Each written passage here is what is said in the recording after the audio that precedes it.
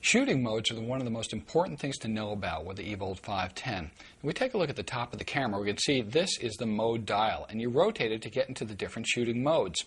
When you're first starting out, you might want to put the camera in auto, as I showed you, so it just sort of turns it into a point and shoot, and you can go out and take pictures and download them and have quick satisfaction that way. And as soon as you start learning about the camera, watching the instructional here, you're going to start using the other modes.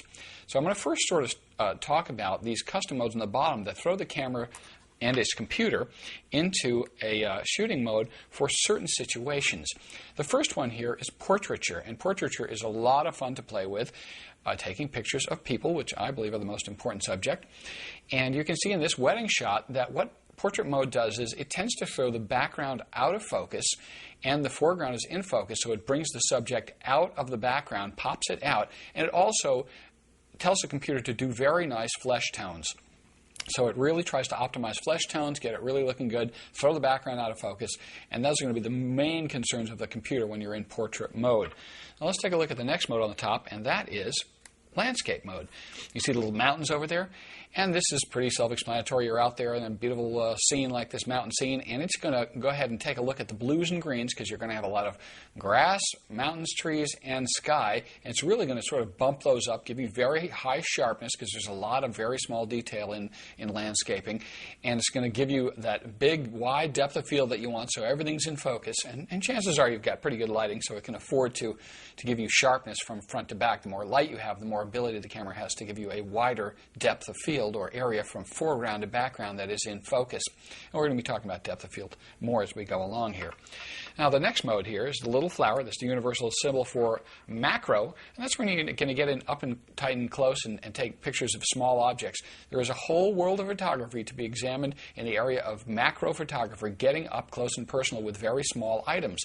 They can be insects, flowers, butterflies, inanimate objects. You can make little sets of inanimate objects, marbles in different colors and textures, and get some very interesting effects because normally you're not looking at things an inch away from them.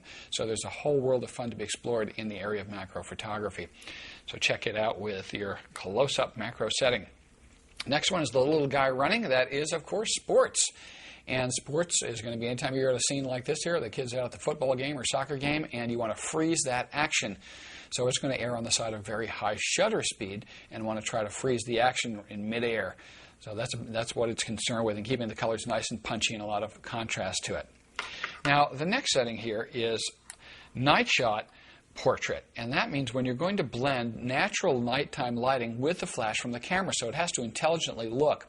Now this shot here is in Europe, and it would be very difficult to get this if you didn't have a night shot preset like this, where it blends just enough flash to light up the subject, but leaves it with enough sensitivity to pick up the background natural light and try to balance between the two. Remember, when you are shooting in this mode, you most likely have a very long shutter speed, and you're going to need to hold the camera very stable or put it on a tripod to get a good result. And this was shot on a tripod. Now, let's take a look at the next selection, and this is scene selection. We're going to go into this in detail after I talk about the mode dial, but there are also scene presets in the camera, so there's more creativity in there and more to explore. Let's look at the other side here. Program mode is the mode that you're going to use 99% of the time. That's what I use 99% of the time. That's why I'm saying that. What this allows you to do is it's fully automatic. The camera's fully automatic, but it allows you to adjust all the custom settings. So it's the best of both worlds. And basically, here's a shot I took in Florence, Italy at nighttime, and I was in program mode, and I was sort of adjusting the camera and trying the different things. So I wanted to try to adjust the white balance and get the color right and try to get it where I saw a little bit of blur in people walking, but most of them were sort of frozen in time. You can see the fellow's foot's a little bit blurry as he takes a step there. So I sort of was able to mess with all the custom functions on the camera, but I was still metering completely automatically, and I didn't have to worry about setting it up completely manually. So it's a blend of the two, giving you all the control and giving you that automatic edge that you want out of such a sophisticated camera. The next is aperture priority, and you've heard of these, or maybe you've used it before, but aperture priority is where when you press the button here and turn the metering onto the camera with the shutter, you adjust this wheel, and it allows you to adjust the aperture of the camera, and that is the size of the iris. Now, what you want to do with it here is, say I'm taking this portrait of these two girls in the front yard here, and I want to make the background nice and tack sharp, the whole picture tack sharp. So I'm going to go ahead and turn the meter on by pressing the shutter halfway and adjust the rotary control dial till I have a high f-stop.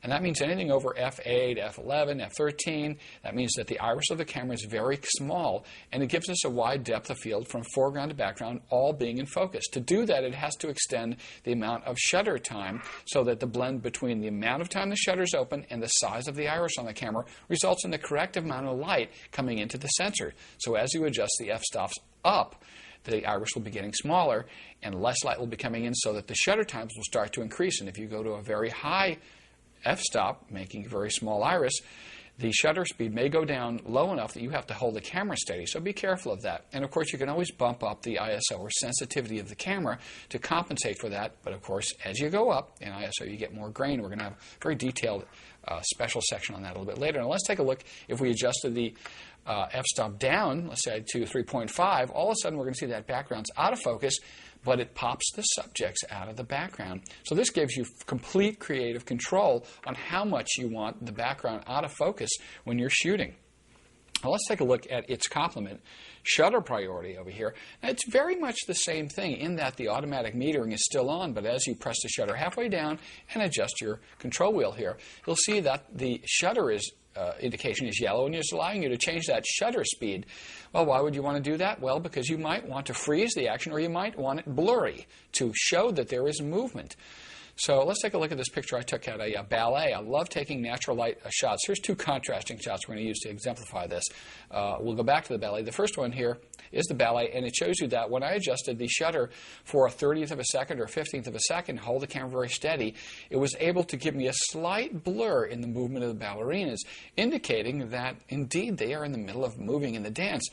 And, you know, you might think, well, a blurry picture, I mean, you want a sharp picture, but not necessarily. Some of my best pictures, and this is certainly a good one, have that blur in them. So there we have the primary colors, we have movement, we have three items to look at, the law of three things in photography. There's always a thing about the mind likes to look at threes. Well, we do have that hidden ballerino in the back right over there. He's looking at them, and he's also in movement. So we've got a nice color, a nice movement over here. But if we were wanting to freeze the action, we would go ahead and adjust that rotary wheel so that the shutter was at a high speed. Now, at 1/25th or above, you're going to start to freeze the action. At 250th of a second, you're definitely freezing action.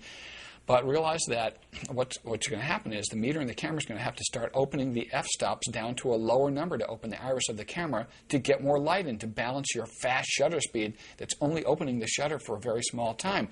So it does that. Remember, as you start to freeze the action, you're going to have to watch that your depth of field may start to decrease and make your background out of focus. Now, that can be something you want, and know that that's going to start happening when you're a little further away from the subject and you're under about f5.6 or below.